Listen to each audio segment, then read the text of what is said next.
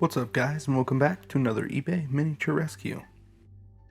Today we're going to talk about airbrushes. So I've got three different airbrushes in front of me. This one is the Iwata Eclipse, which we're going to go into in a little bit. It's kind of the standard for a lot of people. And this is my Master Airbrush G233, whatever that means. It was $20 on eBay. And I think you can find it for between $20 and $30 for a basic kit on Amazon. So in breaking this airbrush down, you can kind of see all of its parts. It's pretty standard for an airbrush. You know, there's not anything weird going on. Everything fits together nicely. It feels snug. The O-rings seem pretty nice. So we're just going to put it back together, throw some paint through it, and see what kind of spray we get out of this cheap $20 airbrush. So the first thing I like to do is pull the needle out a little bit, shoot some paint through, and just make sure that it's flowing properly. Now these air paints work really well, so there's not usually a lot of issue, but if you're mixing paints and you're doing custom from non-airbrush paints, you pretty much want to make sure that you do that with any airbrush. So I do some light circles and kind of get a different levels of opacity on these paints to see where this airbrush lands, right? And the first thing you kind of notice is that the accuracy drawing a circle, and it's probably more me than the airbrush, but you know, we'll compare later. It's not great. You know, it's kind of funky to handle, but it still sprays paint and you still have a good amount of control. And keep in mind, this is the airbrush that I use currently. So the question is it worth buying one for $20 if you want to get an airbrush? How much better is an Iwata Eclipse comparatively? So let's break this Eclipse down and start to look at some of the differences between this airbrush and the cheapo. So the first thing that you'll notice is that this breaks down even further, and I didn't take the trigger off, I didn't take anything else off just because I don't want to have to put it back on, and it's not really relevant. But you'll notice that the end of that needle piece comes off, allowing you to get in there even deeper to clean that out. And that's something that the cheap airbrush lacks. So let's take the same airbrush paint, put this through the Eclipse, and see what kind of results we get.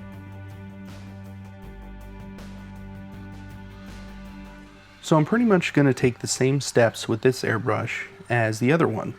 So I'll prime the needle a little bit, and then I'll start drawing some of the same designs to see how they compare.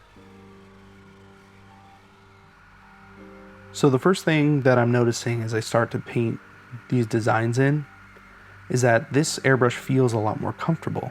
And right off the bat, that's going to want to keep me painting a lot longer than using the Master Series airbrush. Now, obviously this airbrush is a lot more expensive, and I don't really think there's any question as to which one is better. The Iwata is the clear winner here.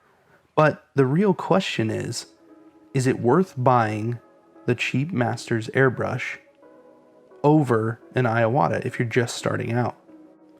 And I think the answer is yes, you should buy the cheap airbrush. That being said, there are a few things to look out for. At the beginning of this video, I showed three airbrushes.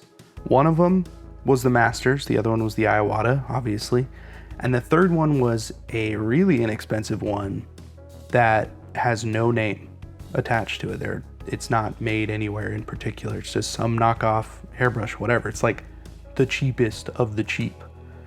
And that did me all right for 2 or 3 months until it started falling apart. And then I eventually moved to the Masters airbrush. And it's been fine for a year and a half now.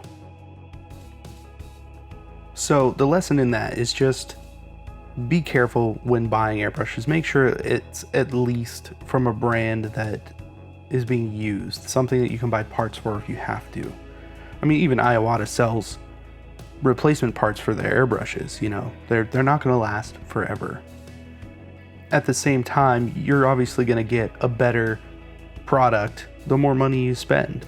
So if you have the money to buy an Iwata airbrush, then definitely pick that up before you even think about some $20 Master airbrush.